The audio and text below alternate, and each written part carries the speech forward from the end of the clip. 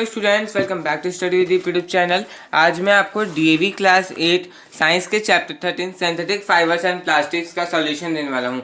Students, इससे पहले इस चैप्टर का एक्सप्लेनेशन का लिंक डिस्क्रिप्शन पे दिया गया है, तो पहले आप लोग एक्सप्लेनेशन लोग जरूर देख लीजिएगा, क्योंकि यदि आप लोग एक्सप्लेनेशन लोग देख लीजिएगा तो आप लोगों को पूरा चैप्टर इजीली समझ में आ जाएगा।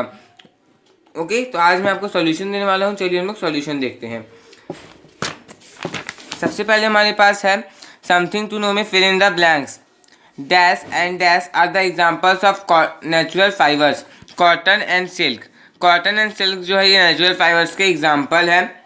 Second, the simplest molecule of a polymer is known as a monomer. देखिए, जो सिंपलेस्ट मॉलिक्यूल होता है पॉलीमर का, इसे मोनोमर कहा जाता है। थर्ड है rayon is also known as regenerated fibre. Rayon को रीजेनरेटेड फाइबर भी कहा जाता है। फोर्थ है nylon is a synthetic fibre. Nylon एक सिंथेटिक फाइबर है। और फिफ्थ है thermosetting plastics can not be remoulded again on heating. Thermosetting plastics को हीट करने पे अगेन उसे रिमोल्ड नहीं किया जा सकता है। वहाँ पर थर्मोप्लास्टिक्स यहाँ पर कैन नॉट नहीं रहता, तो वहाँ पर थर्मोप्लास्टिक्स लिख सकते थे, क्योंकि थर्मोप्लास्टिक को रिमोल्ड किया जा सकता है। बी, स्टेट ट्रू और false for the following statements. हमको ट्रू एंड फॉल्स लिखना है। नीचे कुछ स्टेटमेंट्स दिए गए हैं। सबसे पहला है natural fibres are highly resistant to the effects of chemicals like acid and alkalis. बोला जा रहा है कि जो नेचुरल फाइबर्स होते हैं ये एसिड्स और एल्कलीज जैसे केमिकल्स के इफेक्ट से हाईली रेसिस्टेंट होते हैं। फॉल्स, नेचुरल फाइबर्स में ऐसा नहीं होता है। सेकेंड है synthetic fibres absorb very little water. Synthetic fibres बहुत ही लिटिल वाटर को एब्जॉर्ब करते हैं। ट्रू, सिंथेटिक फाइबर्स उतना वाटर एब्जॉर्ब नहीं करते हैं, बहुत ही लिटिल अमाउंट में वाटर को एब्जॉर्ब करते हैं। थर्ड है thermoplastics can be easily remoulded on heating. Thermoplastics को इजली रिमोल्ड किया जा सकता है हीटिंग करने पे, हीट देने पे। ट्रू, थर्मोसेटिंग प्लास्टिक्स को नहीं किया जा सकता है उसके साथ। फोर्थ है the plastics used for insulating electrical wires is Teflon. False, जो प्लास्टिक इंसुलेटिंग इलेक्ट्रिकल वायर्स में यूज किया जाता है ये टेफ्लन है। गलत। All types of plastic is biodegradable are biodegradable, मतलब कि सभी टाइप्स के प्लास्टिक बायोडिग्रेडेबल होते हैं। फॉल्स, ऐसा नहीं होता है, नॉन बायोडिग्रेडेबल होते हैं। अब हमारे पास नेक्स्ट है tick the correct option. The correct choice for the box is in the following sequence. Thermoplastic PVC, thermosetting plastic Bakelite. Okay, thermosetting plastic Bakelite, जो वहाँ क्वेश्चन में आगे वहाँ आ जाएगा Bakelite. Second, which one of the following is also known as the wonder polymer. इनमें से किसको वंडर पॉलीमर कहा जाता है? नायलॉन को वंडर पॉलीमर कहा जाता है। थर्ड है highly durable synthetic fibre use for making parachutes and ropes for rocks climbing and fishing nets is nylon। देखिए, हाईली ड्यूरेबल सिंथेटिक फाइबर जो कि पैराशूट बनाने में यूज़ किया जाता है, रॉक क्लाइंबिंग के लिए, रोप्स बनाने में, रस्सियाँ बनाने में यूज़ किया जाता है, फिशिंग नेट्स को बनाने में यूज़ किया जाता है, वो है नाइलॉन। फोर्थ है which of the following is not one of the characteristic of synthetic fibres. इनमें से कौन जो है सिंथेटिक फाइबर्स का एक कैरेक्टरिस्टिक नहीं है? Easy to clean and dry quickly, long lasting lustre, do not shrink on washing. ये तीनों है और बायोडिग्रेडेबल नहीं है। ओके, वो इजीली क्लीन हो जाते हैं और क्विकली ड्राई भी हो जाते हैं। उनके पास लॉन्ग लास्टिंग लस्टर होता है और वॉश करने पे ये श्रिंक नहीं करते हैं, श्रिंक नहीं होते हैं, इन्हें बायोडिग्रेडेबल नहीं होते हैं। फिफ्थ है melamine is a thermosetting plastic for it one can say that it has a cross linked arrangement of molecules. Melamine जो है एक थर्मोसेटिंग प्लास्टिक है, इसके लिए कहा जा सकता है कि उसके पास क्रॉस लिंक्ड अरेंजमेंट होता है मॉलिक्यूल्स का। ओके, यदि यहाँ पर कोई ऐसा थर्मोप्लास्टिक दे दिया है, हम क्या लिखे, लीनियर उनके पास अरेंजमेंट होता है मॉलिक्यूल्स का। अगला है and last, which of the following is the correct statement about synthetic plastics. इनमें से कौन जो ये करेक्ट स्टेटमेंट है सिंथेटिक प्लास्टिक्स के लिए? Okay, last option is the correct. Synthetic plastics के पास क्वाइट हाई टेंसाइल स्ट्रेंथ होता है। ओके, चलिए हम लोग आगे देखते हैं। नेक्स्ट हमारे पास है आंसर ब्रीफली। सबसे पहला क्वेश्चन है define the term synthetic fibres. Answer, the fibres those are made by joining a large numbers of monomers या फिर molecules to form a long chain molecule और polymer is called synthetic fibre and the process is called polymerisation. Example nylon, terylene, acrilan, PET, polythene terephthalate. Okay, जो fibres बनाए जाते हैं large number of monomers को join करके एक long chain को पहले बनाया जाता है मॉलिक्यूल को, इसे सिंथेटिक फाइबर्स कहा जाता है और जो प्रोसेस है इसे पॉलीमराइजेशन कहा जाता है। आप इसको नहीं भी लिखिएगा तो चलेगा, मैंने ऐसे लिख दिया है यहाँ पे। एग्जाम्पल में नाइलॉन, टेरेलिन ये सब आप दे सकते हैं।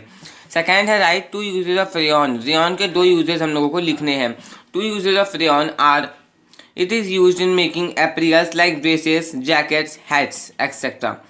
देखिए, इसे एप्रियल्स बनाने में यूज़ किया जाता है, जैसे कि ड्रेसेस हो गए, जैकेट्स हो गए, हैट्स हो गए। उसके बाद इसे सर्जिकल प्रोडक्ट्स में भी यूज़ किया जाता है, जैसे कि जो डॉक्टर्स लोग सर्जिकल प्रोडक्ट्स यूज़ करते हैं।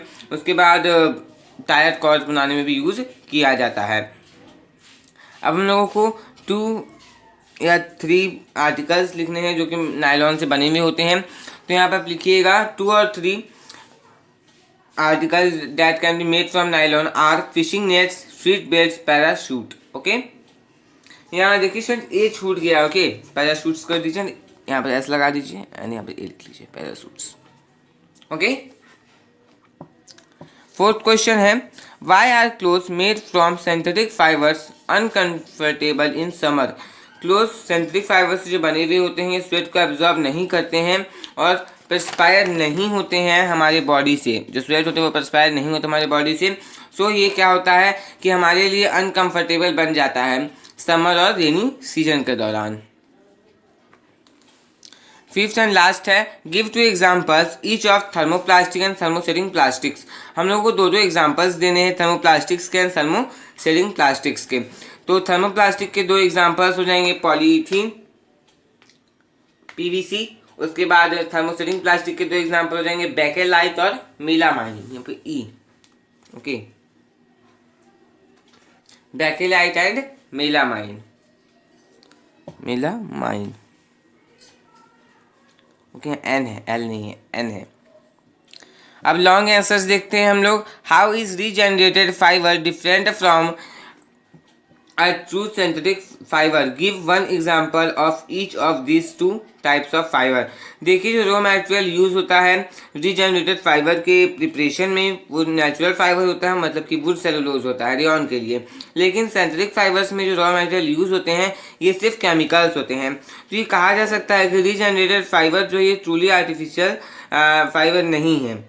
लेकिन जो सिंथेटिक फाइबर्स होते हैं वो ट्रूली आर्टिफिशियल होते हैं, क्योंकि देखिए रीजनरेटेड फाइबर में रॉ मटेरियल क्या है, वुड सेलुलोज है, जो कि नेचर से हम लोगों को मिल रहा है, नेचुरल है, वो लोग नेचुरल है वो सब, ठीक है। तो उसे हम लोग रीजनरेटेड कर सकते हैं, वो पूरा आर्टिफिशियल नहीं है। लेकिन सिंथेटिक फाइबर से में क्या होता है कि जितने भी रॉ मटेरियल्स है ये लगभग केमिकल्स ही होते हैं।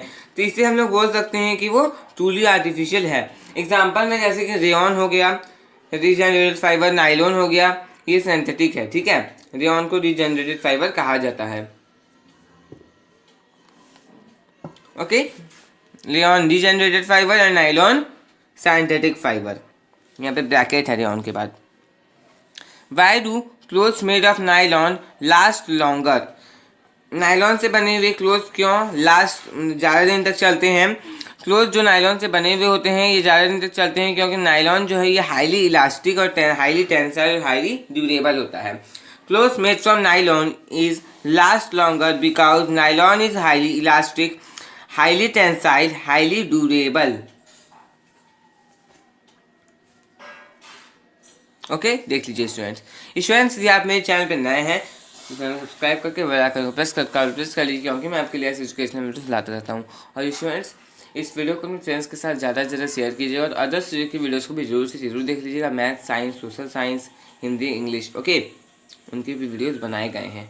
सारा सब्जेक्ट का प्लेलिस्ट बना हुआ है, ये आपको मेरे चैनल के प्लेलिस्ट सेक्शन पे मिल जाएगा। तो किसी भी वीडियो के लिए, किसी भी सब्जेक्ट के वीडियो के लिए आप लोग चैनल के प्लेलिस्ट सेक्शन को जरूर से जरूर चेक कर लीजिएगा।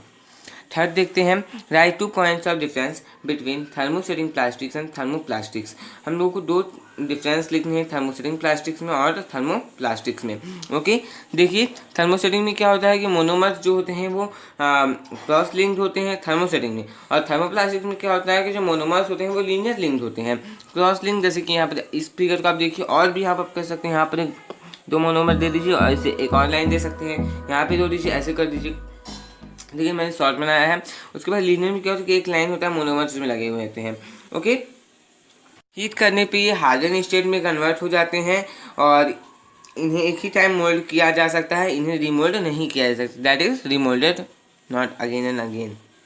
ओके, एग्जाम्पल में क्या है, बैकेलाइट ले सकते हैं, मेलामाइन, ओके मेलामाइन स्टूडेंट, यहाँ पे लिखा हुआ मेलामाइन। ओके, उसके बाद क्या, थर्मोप्लास्टिक में मोनोमर्स जो है ये लीनियर लिंक्ड होते हैं, हीटिंग पे ये सॉफ्टवेयर स्टेट में टर्न हो जाते हैं, मतलब कि इन्हें रिमोल्ड किया जा सकता है बार बार, ठीक है।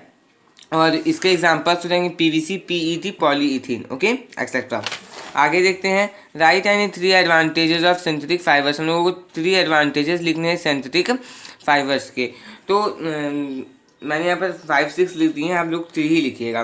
ओके, क्या क्या है, उनके पास लॉन्ग लास्टिंग लस्टेड होता है, इन्हें क्लीन करना इजी होता है, ये जल्दी ड्राई हो जाते हैं, सूख जाते हैं। उसके बाद मैं आपको सारा बता देता हूँ, ये वॉश करने पे सिंक नहीं होते हैं। उसके बाद क्या होता है कि लेस एक्सपेंसिव होते हैं, कम दाम वाले होते हैं नेचुरल फाइबर्स की तुलना में। उनके बाद ये रिंकल नहीं होते हैं और इन्हें उतना आयरन भी नहीं करना पड़ता, बहुत कम आयरन की आवश्यकता इन्हें होती है। ओके स्टूडेंट्स, चलिए नेक्स्ट क्वेश्चन देखते हैं। Question number 5। क्वेश्चन नंबर 5 है, give your views on the following, excessive use of plastic is a threat to environment. देखिए बोला जा रहा है कि आप इसमें अपना व्यूज दीजिए कि प्लास्टिक्स का जो एक्सेसिव यूज होता है ये डैमेज को कि इन्वायरमेंट के लिए खतरा है, मतलब एक तरह से डैमेज काउज करता है। Okay, carry bags and other articles block the city drainage system, thereby causing a lot of inconvenience। देखिए प्लास्टिक कैरी बैग्स और अदर आर्टिकल्स क्या करते हैं, ये सिटी के ड्रेनेज सिस्टम को ब्लॉक कर देते हैं, बंद कर देते हैं। उसके कारण क्या होता है कि लॉट ऑफ इनकन्वीनियंस कॉज होता है। उसके बाद क्या है, स्ट्रे काउज जो होते हैं और दूसरे एनिमल्स ये फूड वेस्ट को खाए जाते हैं, तो वो प्लास्टिक पॉलीथीन मटेरियल जैसे पॉलीथीन बैग्स को ये सब को खा जाते हैं, स्वेलो मतलब निगल जाते हैं, ठीक है, और रैपर्स को निगल जाते हैं, जो कि उनके डाइजेस्टिव ट्रैक्ट्स को चोक कर देता है, बंद कर देता है।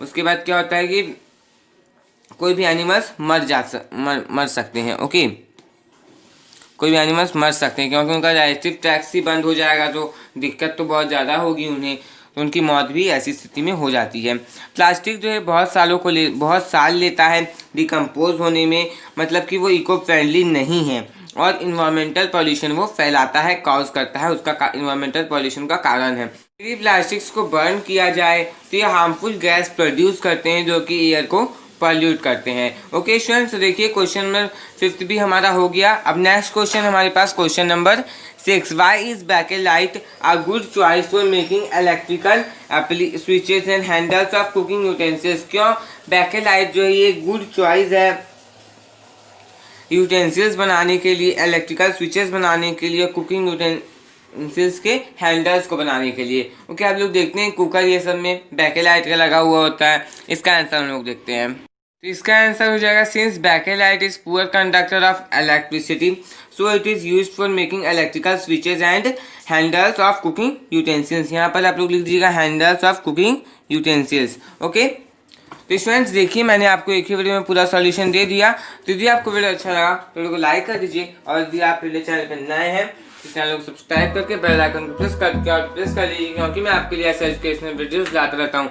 और स्टूडेंट्स आपने अभी तक मेरे सेकंड चैनल को सब्सक्राइब नहीं किया है तो मुझे डिस्क्रिप्शन पर लिंक दिया गया है, सेकंड चैनल को भी आप लोग जरूर से जरूर सब्सक्राइब कर लीजिए, क्योंकि वहाँ पर भी ऐसे एजुकेशनल वीडियोस आपको मिलते रहते हैं। और इस वीडियो को अपने फ्रेंड्स के साथ ज़्यादा से ज़्यादा शेयर कीजिएगा, अपने रिलेटिव्स के साथ शेयर कीजिएगा।